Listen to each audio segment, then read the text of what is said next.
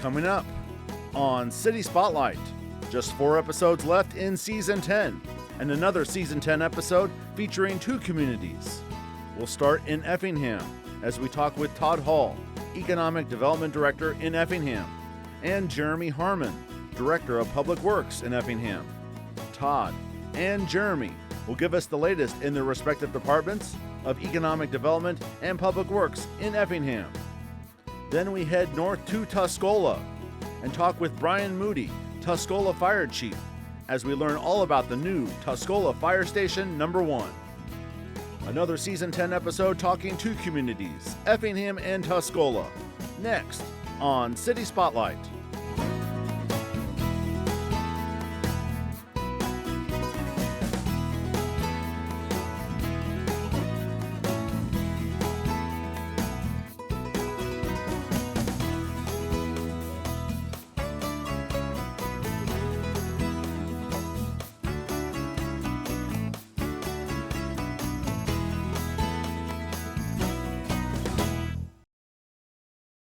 City Spotlight is supported by Consolidated Communications. CCI is honored to salute the cities and their leaders in the area, as well as providing TV, internet, and phone service to local homes and businesses. We live where we work and are proud to support the communities we serve. More information available at consolidated.com. And hello and welcome to another edition of City Spotlight. As you can see, we are on location once again as we are in the tail end of Season 10 of City Spotlight, and we are back in Effingham here as we have this 2-city program here. We're going to start in Effingham, we'll end the program in Tuscola, but we're taping in this first segment here on June 28th at Effingham City Hall. And to my left, I have 2 gentlemen to help me out. We welcome back to the program Todd Hull, Economic Development Director for Effingham. Todd, great to have you back on. Thank you. Thank you. And first time on the program, Jeremy Heuerman, Director of Public Works in Effingham. Jeremy, welcome to the program. Thank you very much.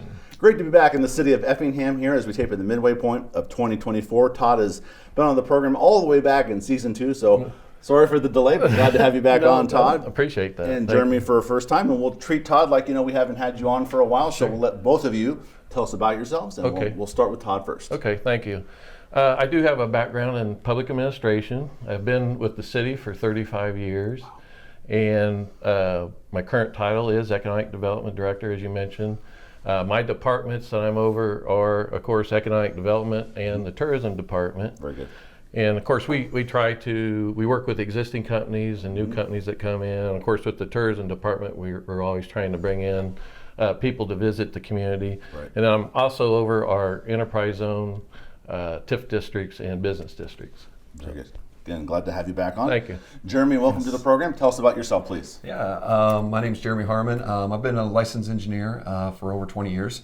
I've been with the city for 13 of those.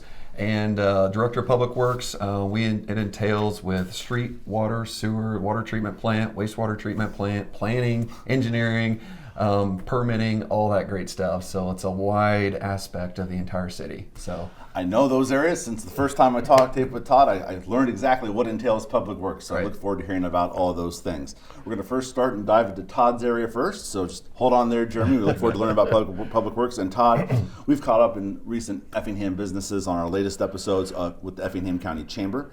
How would you describe Effingham's current business scene here as we tape in the midway point 2024? I think it's still very robust. I think there's a lot of activity going on. Our, kind of the things we look at is unemployment rates and, sales tax. Our unemployment rate usually hovers, kind of depends on the month, of course, but somewhere between 2.7 to 3.4. So it's pretty low rate. Mm-hmm. As far as sales, we usually, last couple of years we've generated about $930 million in sales in the community, which is quite a large amount for a community of our size. And our daytime population of the city doubles. So, that's a result of people coming in from the surrounding area to do their business. And then, of course, with the interstate beltline going around the community, there's a lot of traffic there that people come into town. So I remember the first time that I heard that stat that your population does because of the through traffic. So it's still an amazing thing to hear. The other thing that we've kind of concentrating on right now is housing. So that's been a big push and something we're really looking at. We've done a couple of studies recently in the housing arena. We did a needs assessment. We did a housing stock survey where we went and looked at every parcel in the community. Okay. And then we also did another study, kind of looked at, set up some goals and strategies that the city may want to attack and improve the housing component. Right. And then we also did improved a couple programs that we had. The enterprise zone, as I mentioned earlier, we did add a housing component to that, where if you build a new home, you're able to receive property tax abatement, sales tax exemption on building materials, or if you build a multifamily complex, that would qualify as well. And then with our TIF district, we also have developed a program where if you do rehab to a home, you're eligible for up to $25,000 of reimbursement. Okay. Or if you demolish a home and then rebuild a new home on that property, you could get up to $25,000 for the demolition as well. So wow. Really, I mean, things have really kept going and really been, like I say at the beginning, very robust. So Thank you for that first statement, and just give us a little sampling of some of your newer businesses recently here in this calendar year 2024. One of the biggest ones really was Flexingate. Okay. We had a existing building about 650,000 square feet that Pinnacle Foods was in. Right. They had a distribution facility in there. They relocated that facility, and so that building became available. Flexingate came in, and they manufacture headlamps, headlights, tail lights. Good sized building. Yes, and so they've come in, purchased the building, and they're slowly occupying an entire space. But they have created about 525 jobs to date, and when they're at full capacity, then they would generate, or they will have about 1,000 people working in that facility. So that's been a real big one. We've had numerous restaurants come into town. We have a new hotel going up, Home to Suites. So that'll have 90 rooms. That'll be a nice addition to our inventory of hotels here in the community. Located right there off the interstate? Yes, Okay. yes. Yeah, just on the north end. So Very good. Very accessible. I mean, just a whole slew of different I know. You different could projects. probably spend the whole episode talking about every little thing, but thank you for naming the larger ones. Sure. In recent. Want to ask a follow-up. We had Todd on early in the City Spotlight program, season 2, and the intersection of the interstate and the location of Effingham. Is it still the main draw? That businesses, when they're looking to come to Effingham, that location and the interstate is still the... It is. I mean, Okay. we're blessed with a good location, and the community is kind of like our transportation system is kind of like a hub of a wagon wheel, where we have all these state, federal routes that come in. Of course, the two interstates, 57 and 70, crisscross here. We have crisscrossing railroads, the Canadian National, the CSX, and then we have a short line railroad. So we have the transportation system that we're very accessible to. As I mentioned earlier, the daytime population doubles.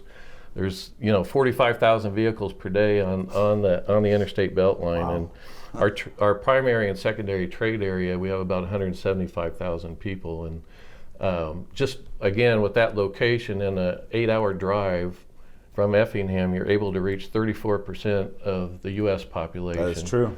And then if you go to a 16-hour drive, you're able to reach 75%,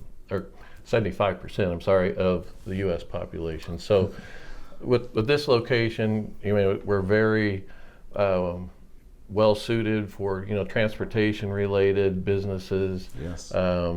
We've done very well with the commercial sector as well. Like I say, we're a micropolitan center, so everybody, in the 8-county area and a little bit beyond that come in here to work for their health care, to shop and so forth. Because you are a larger community, and a lot of the communities that are around the Effingham 30-mile radius area kind of do look to you guys as the place to go to if they need something in a larger community. Yes. Very good.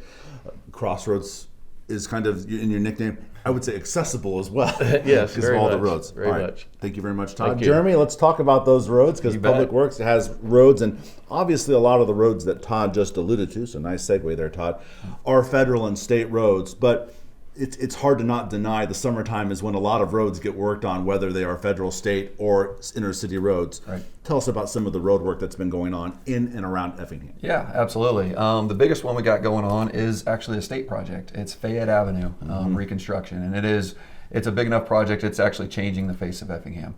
It's a multi-million-dollar project funded by the state. Phase 1 is actually almost complete in 2025. They got another phase coming in 2026. That's going to get started for a couple more years. Okay. But as a city, we're still very involved with them, coordinating with traffic, relocating utilities, water, sewer, and everything that goes along with that as well. More locally, we are still building new streets, which is fantastic. Great. Ford Avenue North is an extension along with hopefully our first roundabout. That's going to be connected with it as well. Yeah, so reaching out a little bit. But what that does, that's on the north end of the interstate, and it really opens up 100 acres or more of great retail, commercial development land up there. Wonderful. Looking forward to that. East Avenue on the south end, more industrial. We were actually acquired $2 million in grants. That one's being paid almost 100% by grant funds. And that's full extension to help with industrial activity. East Avenue, Schutzbach Street, and Airport Road was a part of that grant fund. Santa Maria is another exciting one. We're using our additional TIP 1 funds that we have. It's about a $5 million street. It's connecting Maple Street and 4th Street in Effingham, Very good. and which is over by the sports complex. And it actually opens up 100 plus acres of basically residential development for future residential. And street, water, sewer, bike trail, and also street light extensions for that. So full, complete street. I'm which familiar is with really that last one because I Yes. remember covering the grand opening of the sports complex, which is Yes. so many years ago. So Yeah. wonderful. Yeah, Wonderful. absolutely. Reconstruction, we still do infill development. Some streets start to get more traffic, so we look at those as collector streets. Merchant streets being completely reconstructed, Evergreen, and also JC that we're looking at on the south end of town. Right. And those kind of get picked because we see new subdivisions going in, Right. new commercial places going in. So more traffic starts hitting those, and we Yes. got to upgrade them to handle that traffic. Absolutely. Very good. So roads is a very much a big part of aspect of what you do. Right. Other areas obviously involve water, sewer, anything in that area recent or moving forward that you can speak of to our audience. Yeah, absolutely. Our water treatment plant, it's in great condition. We do a great job with that, have great tasting water, huge connection and network with that. We did just complete our lead service line inventory, which is required by the state. Great news with that. We have reported 0 lead service lines in the city, which is pretty rare for the state of Illinois, so that's a huge win for us. One of our larger projects at the wastewater treatment plant is actually the reduction of phosphorus. And that's a US EPA regulation that's being come down. And it's probably going to be about a $10 million project for us. So it's a very large rehab of our entire sewer system to be able to do the reduction biologically and chemically for that phosphorus. There's a couple other things that we've done, and we have acquired grants through DCO for sanitary sewer lining, and basically that really helps with our I&I, our infiltration for storm sewers. And then we've also just acquired a $50,000 grant through the IRA, which is the Inflation Reduction Act, for our very first tree and forestry program here Wonderful. in Effingham. So Nice. we're getting that kick-started. That's going to be really interesting and really exciting. We get to actually go out and we'll be doing a complete inventory of every tree in the city, on city right-of-way, do an evaluation, and then come up with an urban forestry management plan on basically how to maintain and get a more diverse urban canopy within Effingham. Well, gentlemen, before we hit the record button, I said it would fly by. It did lots of information in our 12 minutes here, and we're going to have to parlay some of that info and follow up on all of that at our next time when we come back. Great to have the city of Effingham back on City Spotlight. Todd Hull, Economic Development Director, Jeremy Heuerman, Director of Public Works. Gentlemen, thank you for your time, Thank your you. efforts, and all the information you've been able to share with the city of Effingham. You bet. Thank you very much. Thank you. And coming up next here on City Spotlight, we'll change locations and head up to Tuscola, and we'll talk about the new Tuscola Fire Station. But first, let's take a look at some of the upcoming activities in the communities of Effingham and Tuscola.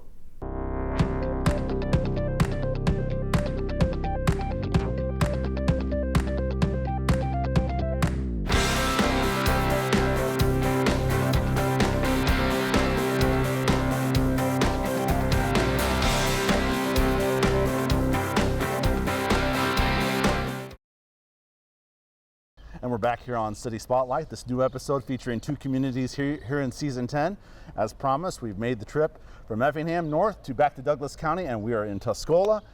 We have a shiny new building behind us with some fire trucks, and we are talking at the new fire station number 1 in Tuscola.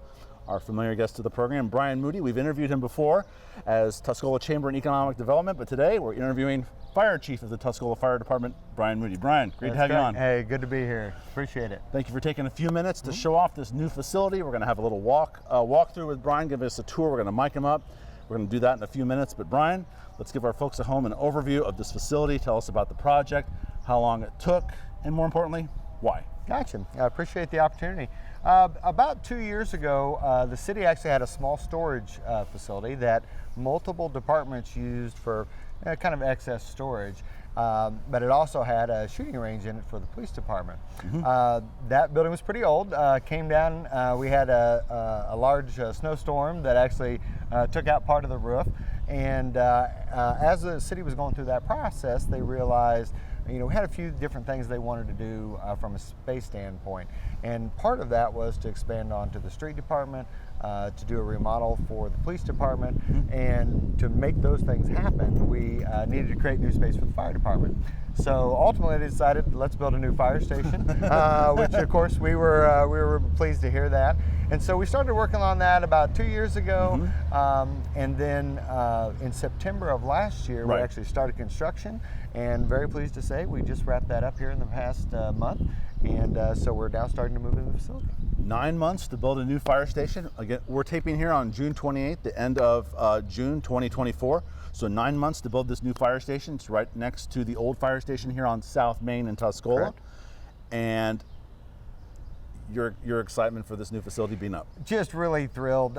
We've been able to lay this facility out, I think, to really match our capabilities and our services and just very specifically the things that we need to do on a daily basis.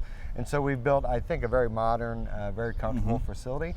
One of the things the mayor was concerned about was to make sure this is an attractive facility. So we're in the business of recruiting people to be volunteers on the department. We've had some good success with that, but to have that new facility, that new shine, definitely has brought some new interest to the department. I'm pleased to report that just in the install of equipment, we've had an application roll in, so that's working right off the bat. One of the contractors who was local expressed some interest. But yeah, just a beautiful space. We've been able to expand the space in some kind of key areas. You can see behind us the door widths, for instance, are much wider. Yes. Fire trucks over the past 30 years that I've been in the service have gotten taller and wider. And Chief doesn't like it when you hit the building, and sometimes that happens. So this is going to avoid that, we hope. Little wider spaces, a lot of different conveniences that we just didn't have in the other building. And really probably the biggest thing is we've gained a very modern training room and facility that we think is going to serve our members and really the entire city, because we'll be able to bring the other departments in here for training. Going to be a great asset for us going forward. A lot of what Brian, thank you Brian, a lot of what Brian has talked about, we're going to show you, have been showing you in the walkthrough. The word modern, it's very modern. As I pulled up, it's like, wow, this is very shiny and new. It's been open about 2 weeks, again, as we tape here at the very end of June 2024. Initial thoughts from the community, from what they've seen? Really some great comments. People, we've got a lot of comments just as the facility was under construction. It's very notable, has kind of a high roof line and has that red accent, and people, that really stuck out for people, and just a lot of good appreciation, I think, in the community for having this asset, and just really tickled about that. We've had an opportunity. We have a longtime firefighter on our department who was diagnosed with brain cancer last fall, and as he's been going through treatment and dealing with that, it was really great for us a couple weeks ago when we first rolled the trucks in. We were able to bring him down here, bring some of our retired members in, members of our department in, and give him that tour. And really exciting because so many comments, he's a 30-year guy. We dreamed and wished about all these different things we could potentially do in a building, and there's a lot of things that we have integrated into this that were ideas that Bill had and thoughts that he made over the years. So really pleased about that. That's been a great thing. Saw that on your social media post. That was right before the facility became official to be open and used and be able to tape the segment with you. So we waited a little while, but things have to get perfectly done. And what a great moment for you and your fire staff to be able to do that with your fellow comrade. And like you said right before, all those comments, all those years of if we ever did, well, you got to put that information to That's use. right. That's right. You know, and you know, there's always things that we wish we could do, or you know, other things that we'd like to do. But I really feel like we've really got so many things accomplished with this building that we had hoped for a long time to be able to do. So I'm excited about getting into it. Like I said, as we continue to move in here, really get into full function, and just going to be a great space. Probably could ask you 10 million more questions, but we want to get the walk-in tour. We have the old fire station here on South Main off Tuscola. It is right next door. What will happen with it moving forward? So basically, we had a north and south station, and so the police department is remodeling and going to take over all that space on the north side. So this has allowed us to basically put all of our equipment here in one location. You know, for instance, our chief engineer who takes care of our trucks really simplifies things from him for that reason. But that leaves us with an extra bay space.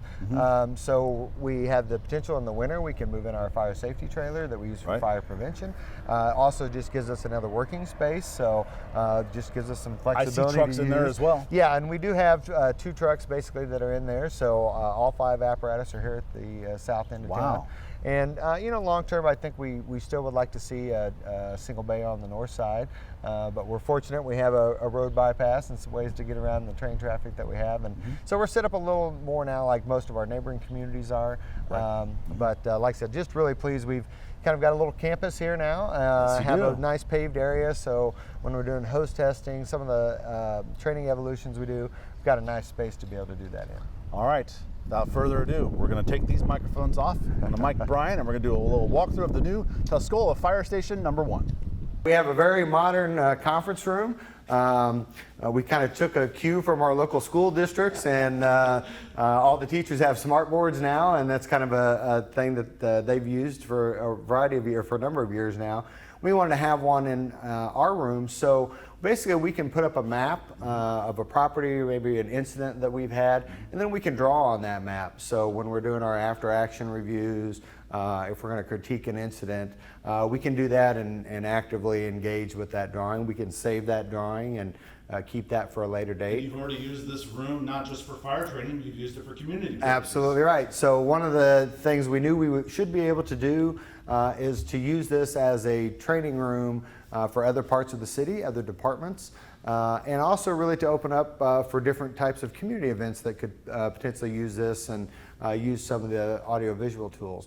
So we have a full PA system, we have mics and speakers, we have the ability to do virtual meetings. So we have a rally bar and a camera, and the camera actually follows the speaker in the room.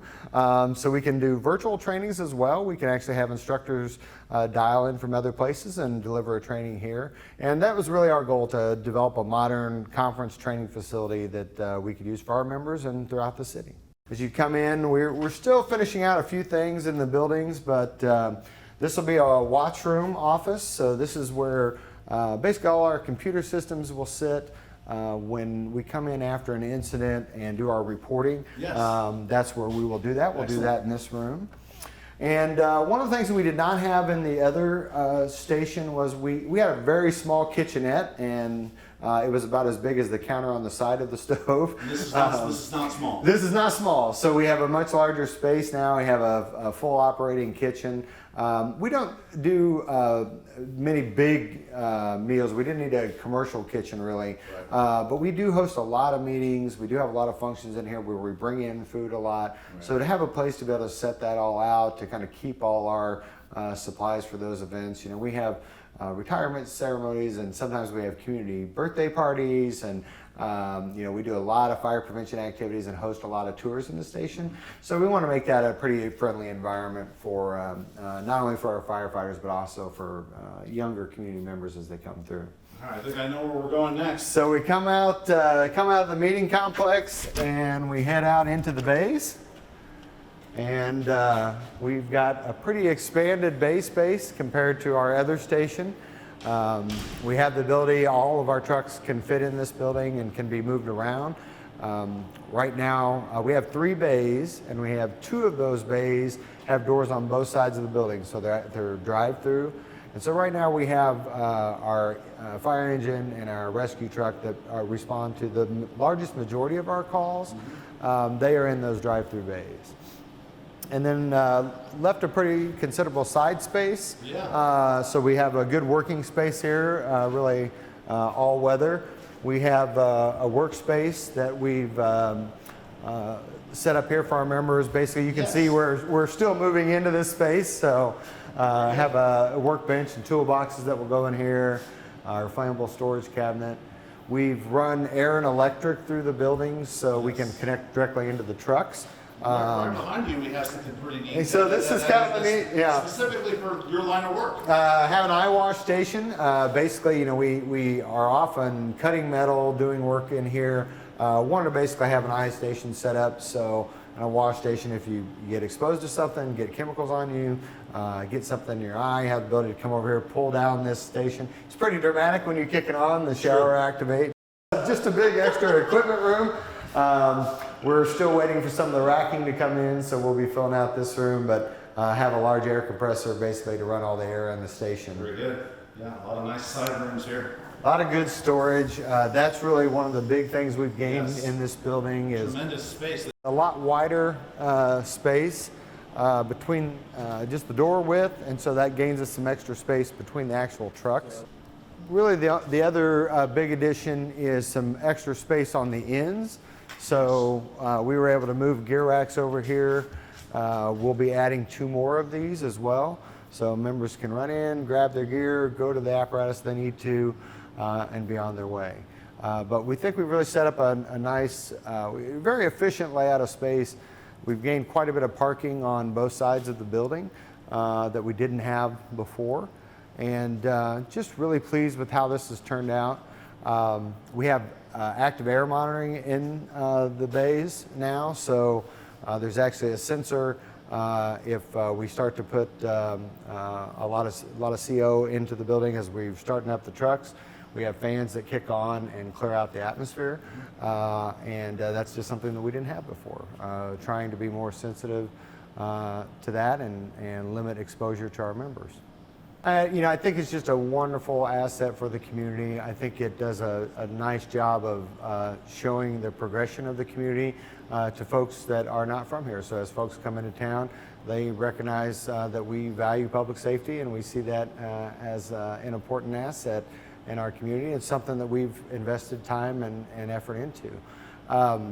Just overall, really pleased with the reception from the community. I think people recognize this is an attractive building that they think will serve the department's needs for a long time, help us with our recruiting and retention of members because we've given them a good space to be able to work out of.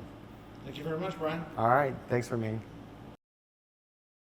City Spotlight is supported by Consolidated Communications. CCI is honored to salute the cities and their leaders in the area, as well as providing TV, internet, and phone service to local homes and businesses. We live where we work and are proud to support the communities we serve. More information available at consolidated.com.